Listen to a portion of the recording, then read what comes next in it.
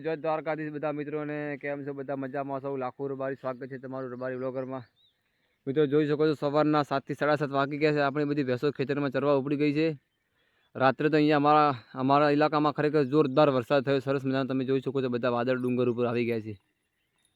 લગભગ 11:30 થી 12 1-2 વાગ્યા સુધી 2 થી 2.5 કલાક સરસ મજાનો વરસાદ પડ્યો। નાના નાળા બધા પાણી આવી ગયા। જોઈ શકો સરસ મજા આપણી ભેંસો હવે ખેતરમાં ઉપડી ગઈ છે। लगभग 15 દિવસથી અમારી બાજુ લગભગ વરસાદ બિલકુલ હતો જ નહીં, રોકાઈ ગયો હતો એકદમ।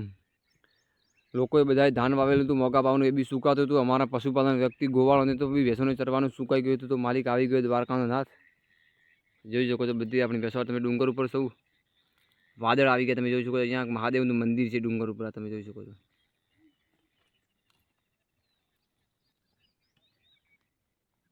તો મિત્રો તમારી બાજુ વરસાદ આવ્યો કે નહીં આવે જરૂર કોમેન્ટમાં જરૂરથી જણાવજો। કાલે સાંજે લગભગ 5 વાગે બાંધી હતી મિત્રો, તમે જોઈ શકો છો। અત્યારે ચરવાનું નથી મળતું બિલકુલ, તો ભેંસોની હાલત થોડી ખરાબ થઈ ગઈ છે, બધી ડૂબળી થઈ ગઈ છે। તો અત્યારે ભૂખી થઈ ગઈ છે બધી, સવારના 7 થી 7:30 વાગે બધી છૂટી ગઈ, તમે જોઈ શકો છો। એક પછી એક બધી લાઈન લાગી ગઈ છે। આ જુઓ નાની નાની પાડીઓ બધી, જો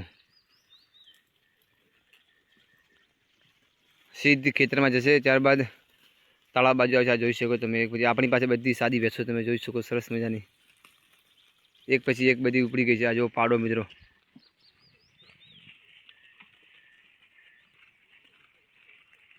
અત્યારે થોડી પાડાની હાલત ખરાબ થઈ ગઈ છે, બાકી એકદમ મજબૂત હતો એકદમ શરીર આમ। અત્યારે ચરવા નથી મળતું તેના લીધે થોડો મંદો થઈ ગયો છે। એકદમ સારી ક્વોલિટીનો પાડો આપણી પાસે એકદમ દેશી છે, તમે જોઈ શકો છો। નાની પાડીઓ બધી આ પાડાની જ છે।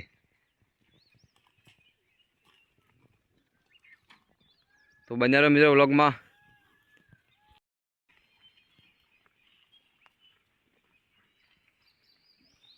આવતા અહીંયા નાનું વસમાં ખોડિયાર માતાનું મંદિર છે, તમે જોઈ શકો છો મંદિર છે। ત્યારબાદ આપણા ડુંગર ઉપર એક સરસ મજાનું મહાદેવનું તથા ડુંગરપુરી બાપુની ધૂણી આવેલી છે। આ રોડ જાય છે ત્યાંથી, આ મંદિર છે ત્યાં। આ ડુંગર ઉપર મિત્રો આપણે ચોમાસાની ભેંસો બધી ચરવા જશે। દૂધની ભેંસો સાંજે ઘરે આવે છે, બાકી નાની પાડીઓની બીજી અમુક ભેંસો ત્યાં જ રહે, લગભગ 3 થી 3.5 મહિના ત્યાં જ રહેશે। જ્યારે નિશાન બધા ખેતર ખાલી થશે ત્યારે ભેંસો બધી નીચે ઘરે આવશે। તમે જોઈ શકો છો આપણી બધી ભેંસો આ વાટે બધી, આ જોઈ શકો છો ભૂખી થઈ છે, જો આ વાછરડી બધી એક પછી એક આપણી ભેંસો બધી ઘરે બાજુ આવવા જજો।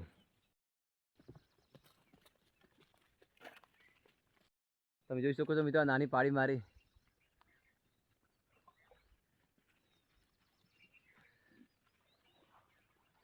બધી ભેંસો રવાના એક પછી એક બધી લાઈન લાગી ગઈ છે મિત્રો ખેતરમાં જવા માટે। આ જો અહીંયા નાનું તળાવ છે વચમાં। તો મિત્રો જેવો આજ રાત્રે વરસાદ પડ્યો એવો વળી 2 દિવસ વરસાદ આવી જાય તો આપણે તો ડુંગર ઉપર ચરવાનું થઈ જશે। ત્યારબાદ ભેંસો બધી આપણી ડુંગર ઉપર ચરશે અને આપણા બધા બ્લોગ ડુંગર ઉપરના આવશે મિત્રો।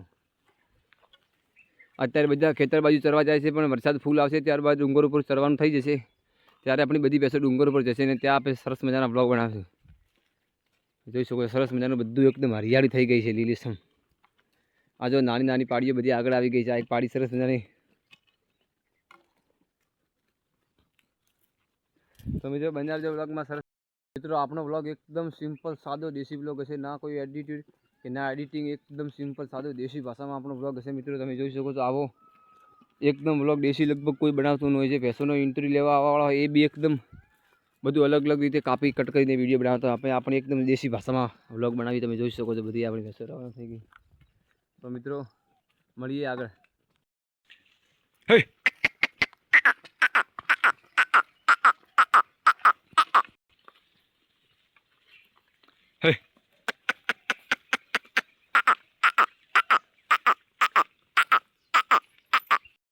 તો મિત્રો આપણી ભેંસો જોઈ શકો છો બધી ફાઇનલી ખેતરમાં આવી ગઈ। જ્યારે કાલે ચરવા આવી હતી ત્યારે તે આવી ગઈ છે। આજે તો ખેતરમાં વરસાદ પડ્યો તો તેના લીધે તમે જોઈ શકો છો એકદમ સરસ મજાનું વાતાવરણ એકદમ ઠંડુ થઈ ગયું છે। તડકો બિલકુલ નથી, બધું વાદળવાળું વાતાવરણ છે।